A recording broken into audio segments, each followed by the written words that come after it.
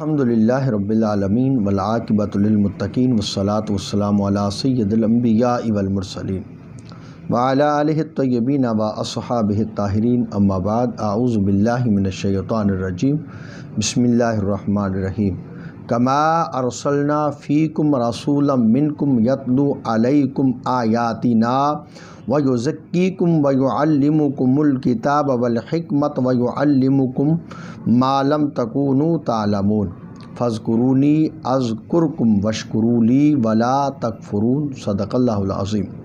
اللہم صلی علی سیدنا و مولانا محمد وعلی آل سیدنا و مولانا محمد وبارک وسلم وصلی علیہ۔ تفسیر نور القرآن سورۃ البقرہ آیت نمبر 151 اور آیت نمبر 152 ہمارے آج کے درس شریف کا موضوع ہے۔ سب سے پہلے تلاوت کیے گئے قرآنی الفاظ کا اردو ترجمہ اور پھر ان الفاظ کے تحت جو ارشادات حضور قبلہ فرید العصر رحمۃ اللہ علیہ نے بیان فرمائے ان کو پڑھنے کی سعادت حاصل کریں گے۔ اس طرح ہم نے تم ہی سے ایک رسول بھیجا ہے جو تم پر ہماری آیتیں تلاوت کرتا ہے اور تمہاری باطنی اصلاح کرتا ہے اور تمہیں کتاب و حکمت کی تعلیم دیتا ہے اور تمہیں وہ چیزیں سکھاتا ہے جو تم نہیں جانتے۔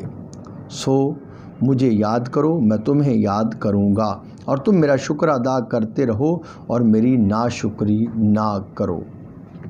ان قرآنی الفاظ کے تحت حضور قبلہ فرید العصر رحمۃ اللہ علیہ کچھ یوں بیان فرما رہے ہیں۔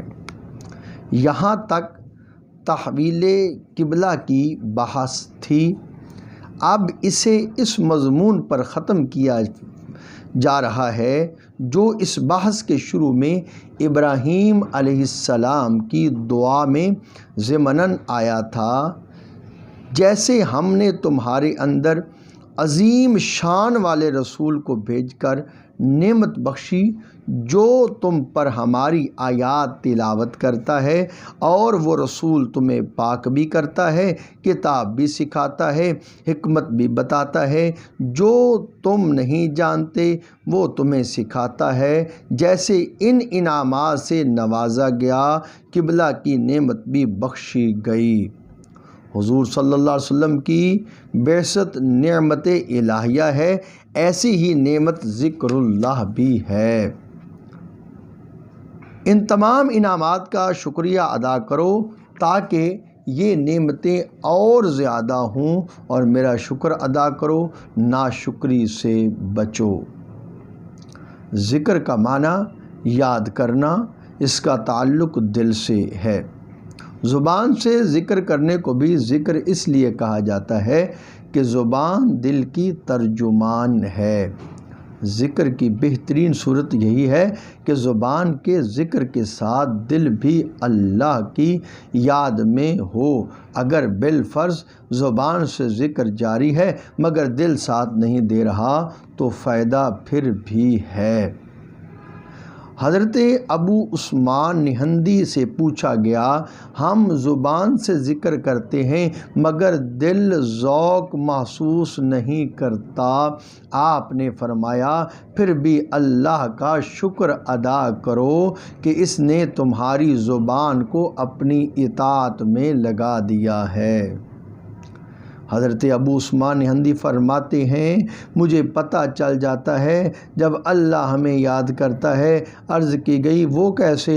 فرمایا قرآن مقدس فرماتا ہے تم مجھے یاد کرو، تم مجھے جب بھی یاد کرو میں تمہیں یاد کروں گا۔ اس سے سمجھ لینا چاہیے کہ جب بندہ یاد کرتا ہے تو اللہ بھی یاد فرماتا ہے۔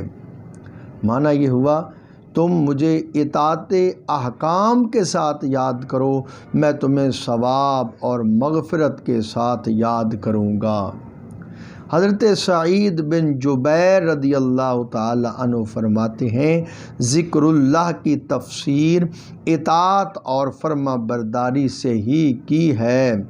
قرطبی نے بحوالہ احکام القرآن ایک حدیث شریف نقل کی ہے۔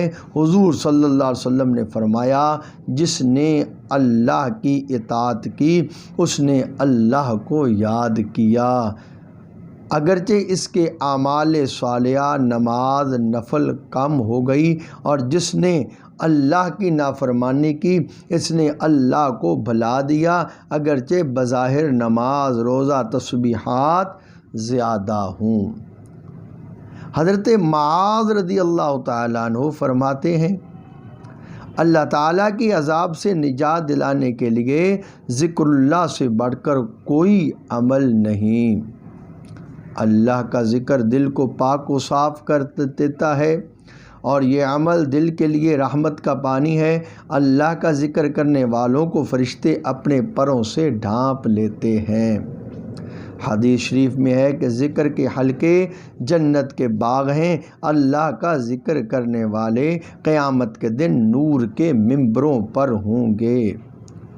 قرآن مقدس نے فرمایا یاد الہی سے دلوں کو سکون ملتا ہے۔ ذکر الہی کی کئی قسمیں ہیں۔